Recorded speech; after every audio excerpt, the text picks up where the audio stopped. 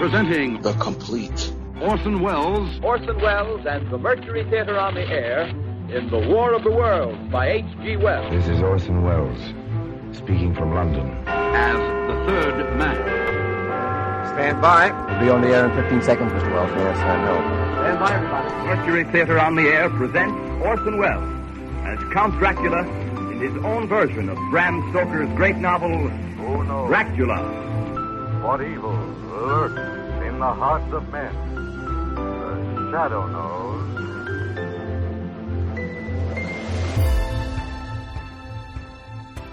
Hello world, welcome to The Complete Orson Welles, brought to you by Dwayne Old Time Radio. This podcast will feature various classic radio programs ranging mostly from 1936 to 1952 that Orson either produced and directed, was featured on, or starred as a guest.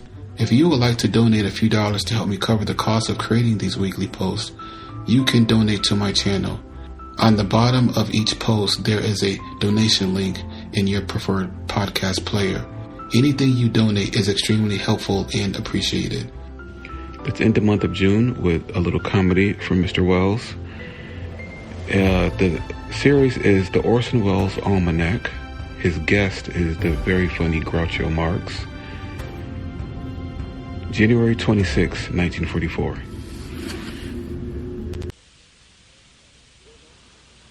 Good evening. This is Orson Welles. Just saying hello before the show starts. We hope this finds you well and leaves you better. This is your radio almanac, the first of a new series. An almanac, you'll remember, usually has at least a little bit of just about everything. And, well, that's us. Mostly we want your almanac to be fun for you, real fun for all of you, wherever you are. This is January 26th, St. Polycarp's Day, and the eve of the feast of St. Chrysostom. There was a new moon yesterday morning at 8:33 at 4 degrees Aquarius. Our astrology department says for me to tell all you Aquarians who were born this week that you're in for a very active year. They want me to say that everything looks pretty good for you. 156 years ago today, the British settled Australia. I mention these things because they belong in an almanac. And here's another interesting item. 3 weeks ago today exactly, Dick Tracy was kidnapped by Flat Top. Homely philosophy and nuggets of wisdom come later, along with Groucho Marx.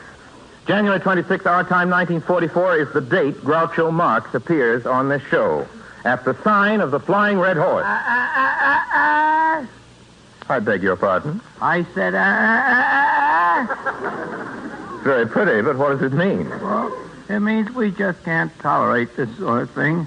You see, I'm from upstairs. My name is Mr. Trivers. Trivers? Oh, yes, the censor. The censor, better known as vice president in charge of... That's dirty. What's on your mind, Mr. Trivers? We've told you a dozen times, Mr. Wells, that there's some things you can't do in radio. Why? What have I done? What have you done? Last week in your love scenes, you were breathing heavy again. I was? Yes, sir. You embarrassed the whole Middle West. Oh, I'm sorry, Mr. Trivers. It won't happen again. Won't happen again? Look what you're doing now. You got red horses flying around in here. Now, Mr. Trivers. You can't do that. The flying red horse is symbolic. It's our signature. It opens the program. Let me show you. The makers of Mobil Oil and Mobil Gas, with their compliments, invite you to join us. If you're not careful, Mr. Trivers, you're going to wear out your Invite you to join us at the sign of the Flying Red Horse.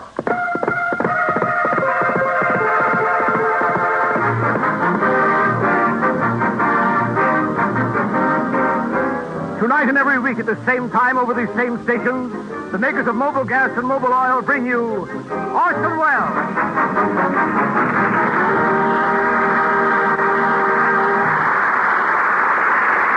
Ladies and gentlemen, this particular new moon is a total eclipse of the sun.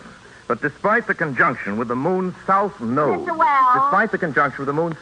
and its opposition to Pluto, which give vent to the foregoing luminaries, behold some very good aspects. Mr. Wells, immediately after this broadcast, you're to proceed to the lobby of the Wilshire Fish Market, which is having its grand premiere. You will remove your shoes, and at 11:55, imprints of your feet will be preserved for posterity in the fresh cement. There's just one other matter. I have to fill out these forms for Social Security. Now, the name is Orson Welles, and what is your occupation? Well, I'm a dispenser of wit and humor. I bring smiles to people's faces. I make the whole world laugh. Mm-hmm. Unemployed? You can say that again.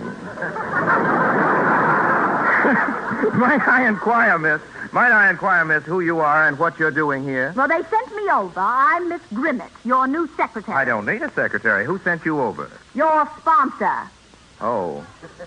Well, pull up a knee and sit down. I guess I could use just one more little secretary. Now, on with the show. Did you know, ladies and gentlemen, that the average family in the United States consists of 3.5 persons? Oh, isn't that kind of messy, having a half a person around the house?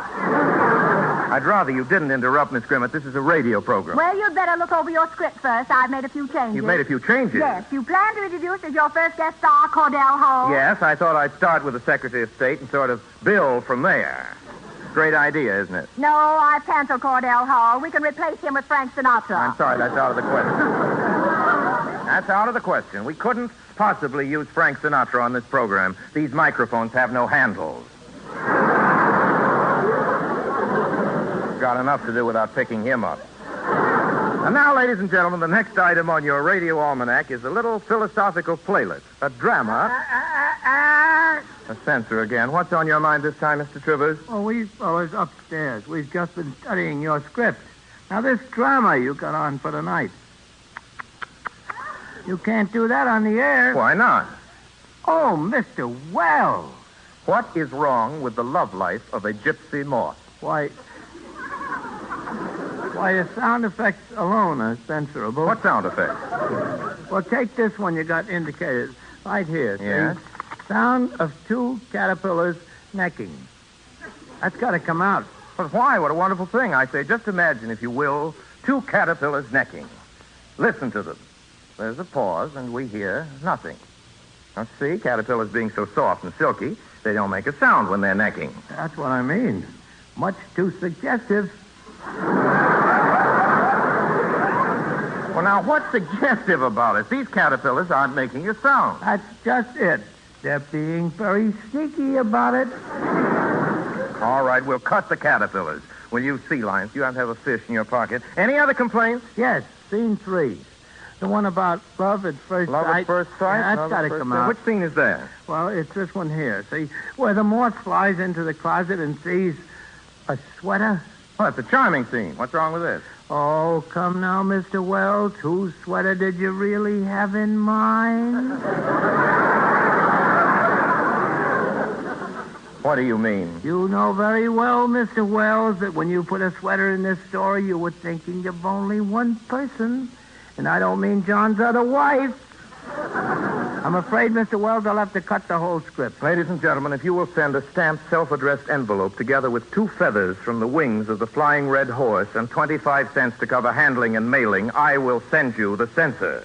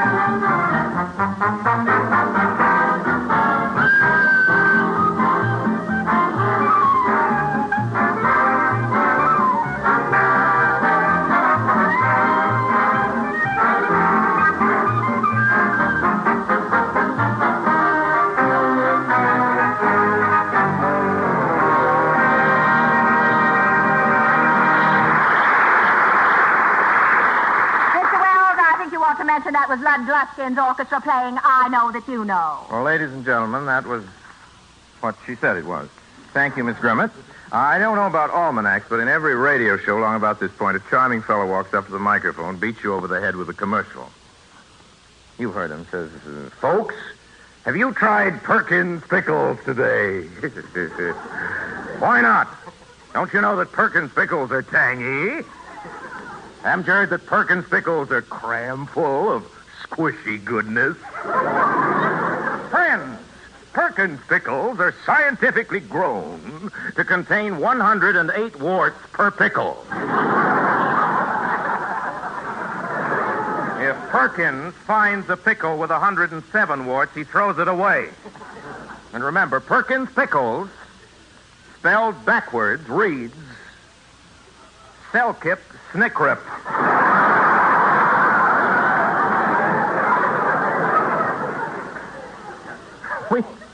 We don't have an announcer like that. We have a fellow, his name is Ray Collins, by a coincidence. Very nice boy. Unquote, reserved, very reluctant to talk about the product. So let's all give him a nice round of applause. Here he is, Ray Collins.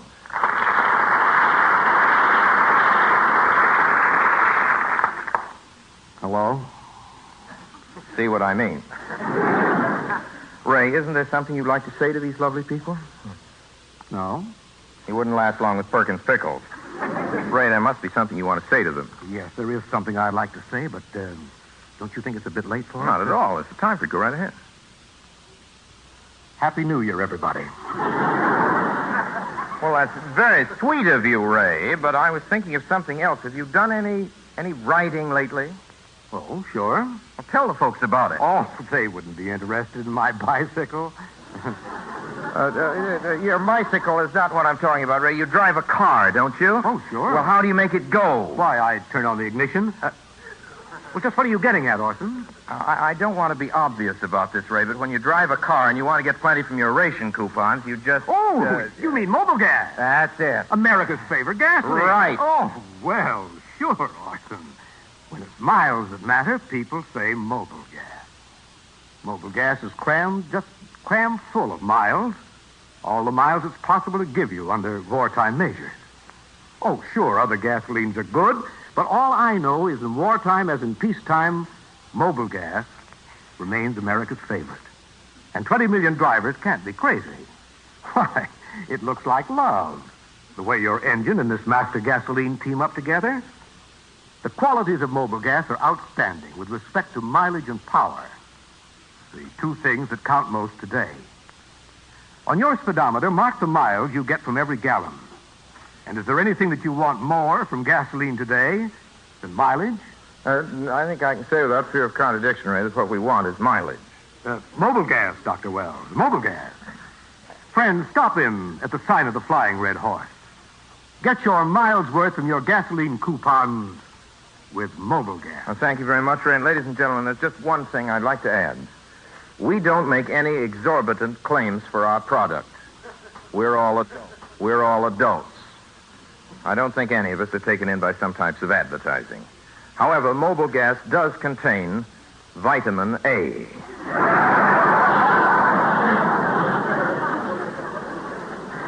No other gasoline can make that statement. I beg your pardon? Pardon me, folks. I just found out we can't make it either.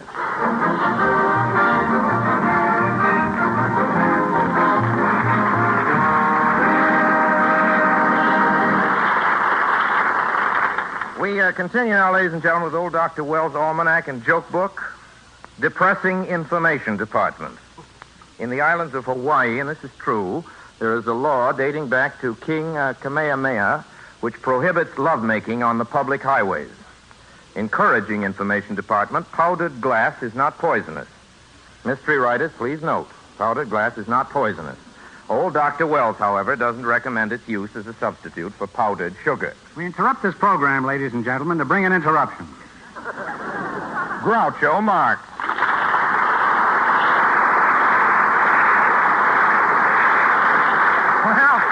Well, Groucho. Thank you not to interrupt my interruptions, Wells. So this is the new Orson Welles program, and you're the new Orson Welles. Well, you don't look new to me. In fact, if I ever saw a used Orson Welles, you're it. You're partially correct, Groucho. This is a new program, the Orson Welles Almanac. Oh, it is? Well, did you know, Orson, that yesterday was the 150th birthday of Robert Burns?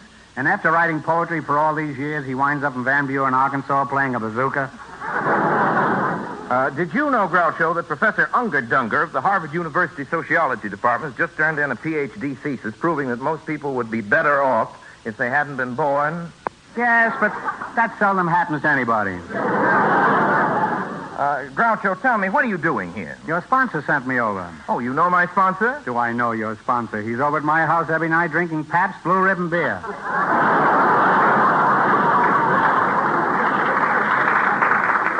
Had to wait for the second page for that. Huh? How do you think you got hired? Oh, gee, I thought he drank nothing but mobile gas. Now that you're here, Groucho, perhaps you can help me with a problem. Where am I going to live out here in California? Why don't you come and stay with me in Beverly Hills? You're joking. What sort of a neighborhood is it? Judge for yourself. On one side of me lives Betty Grable. Oh, who lives on the other side? Who cares? I take it you're fond of Betty Grable? Well, I lean towards that type. You do? Yeah, I lean towards it, but Harry James keeps pushing me away. To get back to you, Orson, something I'm not crazy about. You'll be crazy about my place. All modern improvements, gas lighting, inner door mouse traps, and a pot-bellied stove in every room. That is, every room except mine. We couldn't get a pot-bellied stove for my room, so we hired Sidney Greenstreet to stand in the corner. I don't know. Do you think I'd be comfortable there? Why, you'll be as comfortable as a bug in a rug, and we got some of those, too. I'm afraid I couldn't impose on you, Groucho. You see, I left my ration book in New York. What if you haven't got a ration book? I'll take care of you. What's the best food in the world? Milk. Where does milk come from? Cows. What do cows eat? Grass. You can eat grass, too. And who knows? No, it's impossible.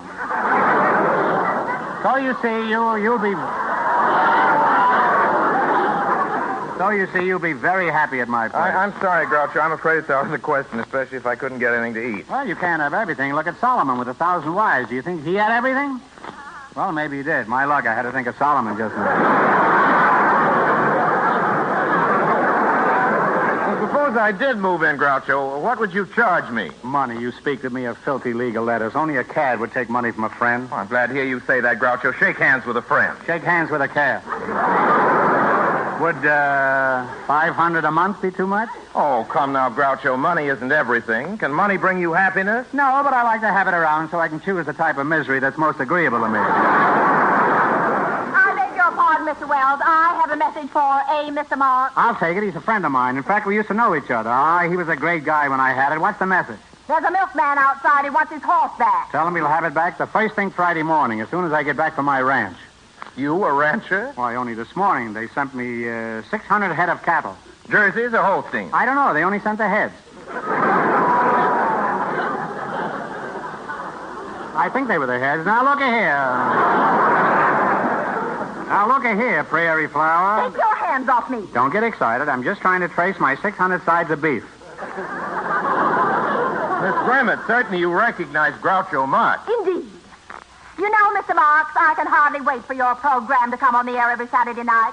So I usually don't. We're going to get along gloriously, Miss Grimmett. Couldn't we steal away somewhere together after the program, just you and me? Put me down. Quiet. Do you want to get into pictures? Oh, you can't fight it, Miss Grimmett. It's bigger than we are. Can't you see us sitting on a park bench, you and me? No moon, no stars. Just a beam from a policeman's flashlight. Well, did you ever? Who, me? Oh, once or twice. Orson? Who is this woman? My secretary. Come, Orson, secretary indeed. You can fool me once and you can fool me twice. But you can't fool me all the time. Remember, I'm some of the people. Now, come clean, Wells. Do you or do you not want to get into pictures? Put me down.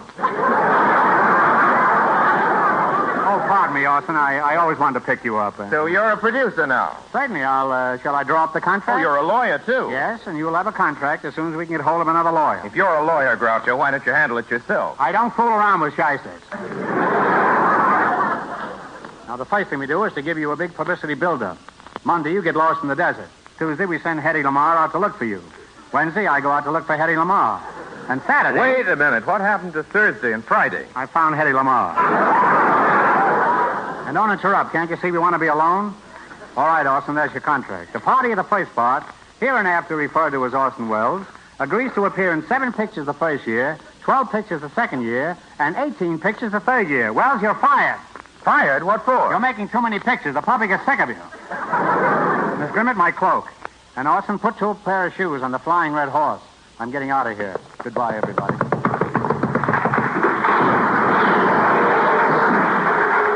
What happened, Groucho? Silly horse. I told him he couldn't wear wedgies.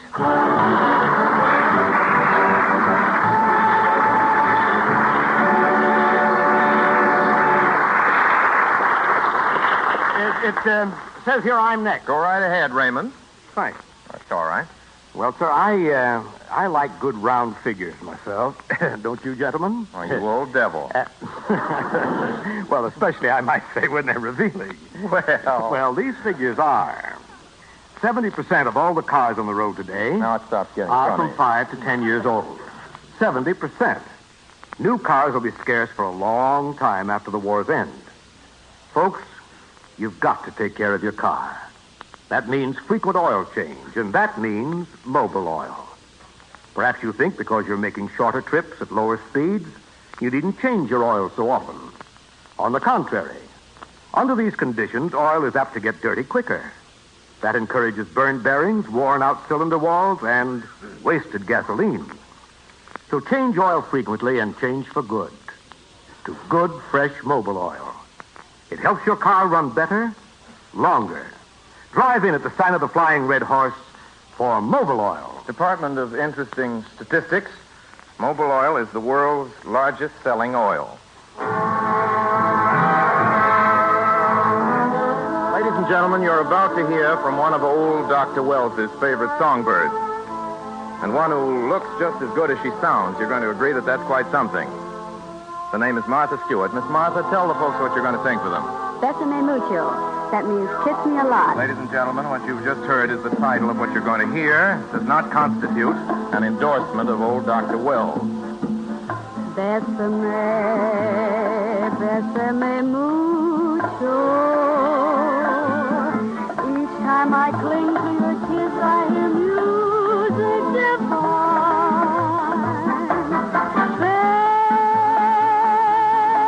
Bésame mucho. Hold me, my darling, and say that you'll always be mine. This joy is something new. My arms enfolding you. Never knew this thrill before. Whoever thought I'd be holding you close to me, whispering, it's you I adore. Here it's one. If you should leave me,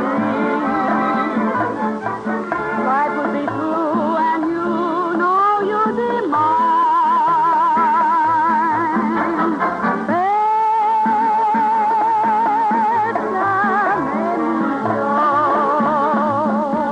Love me forever and make all my dreams come true.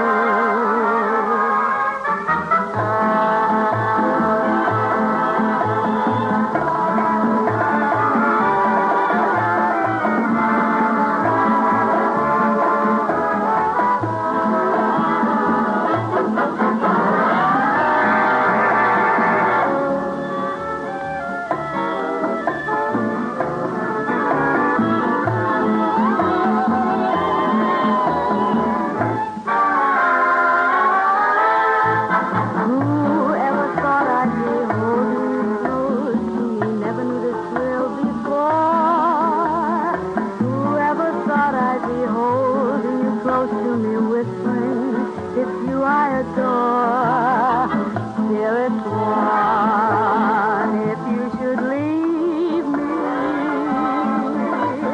each little wing would take dreams, and my life would be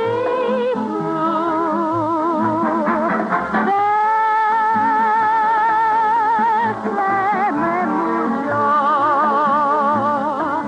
Love me forever and make all my dreams come true.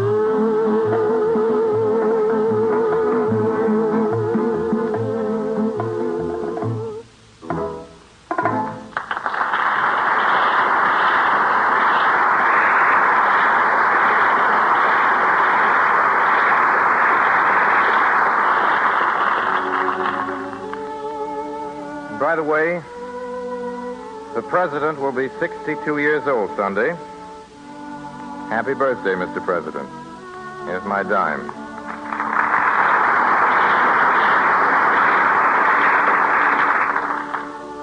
Sunday is also the 7th anniversary of Hitler's repudiation of the Versailles Treaty. And 5 years ago today, the Loyalists surrendered Barcelona to Franco. You know, just about the longest, loudest argument in our United States history has to do with states' rights. I saw the word states' rights in the headlines this morning. And 114 years ago today, Daniel Webster stood up on the floor of the Senate and spoke for that other sentiment. You all remember how it goes. Most of us had to learn it in school. That other sentiment, dear to every true American heart, liberty and union, now and forever, one and inseparable. While we're on the subject of liberty, particularly eloquence on the subject of liberty, let's celebrate Thomas Paine's birthday 2 days early by reading a few lines of his, lines written in 1776. I call not upon a few, but upon all. Not on this state or that state, but on every state. Up and help us. Lay your shoulders to the wheel. Better have too much force than too little when so great an object is at stake. It matters not where you live or what rank of life you hold. The evil or the blessing will reach you all. The far and the near. The home countries and the back. The rich and the poor will suffer or rejoice alike. The heart that feels not now is dead. The blood of his children will curse his cowardice, who shrinks back at a time when a little might have saved the whole and made them happy. By perseverance and fortitude, we have the prospect of a glorious issue. By cowardice and submission, the sad choice of a variety of evils, a ragged country, a depopulated city, habitations without safety, and slavery without hope. Look on this picture and weep over it. And if there yet remains one thoughtless wretch who believes it not, let him suffer it unlamented. Where was there ever a war on which a world was staked till now?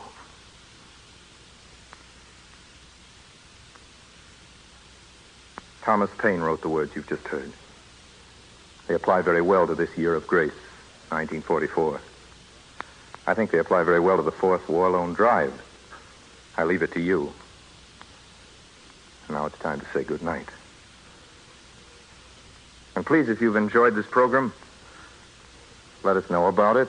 And more important, if there's anything you like or you think you'd like changed, write us care of this station where your dial will find us next week at this same place on your clock. The makers of Mobil Oil and Mobil Gas, Agnes Moorehead, Martha Stewart, Ray Collins, Lud Gluskin, all of us in the Mercury Theater, want this show to be exactly according to your specifications of a good time. Until then, ladies and gentlemen, I remain as always obediently yours.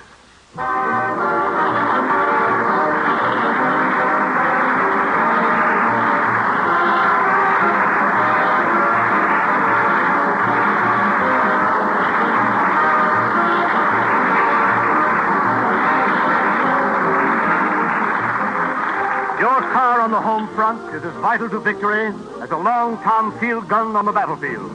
Keep it rolling with expert care at the sign of the Flying Red Horse.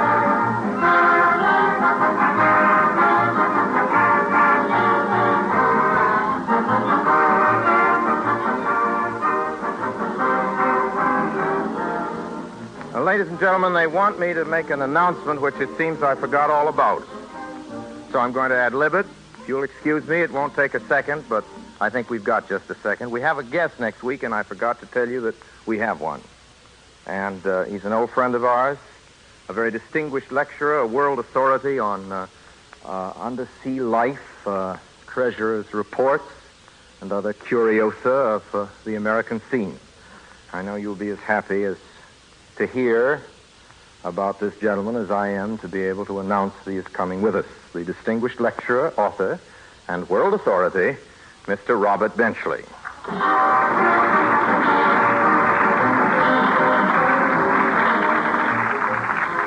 Groucho Marx appeared through the courtesy of the Pabst Brewing Company.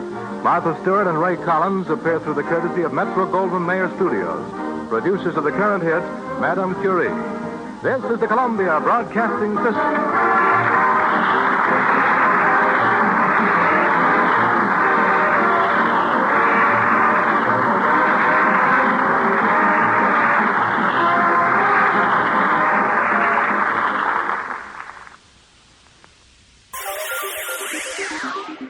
Thank you for listening to and showing your support for my podcast.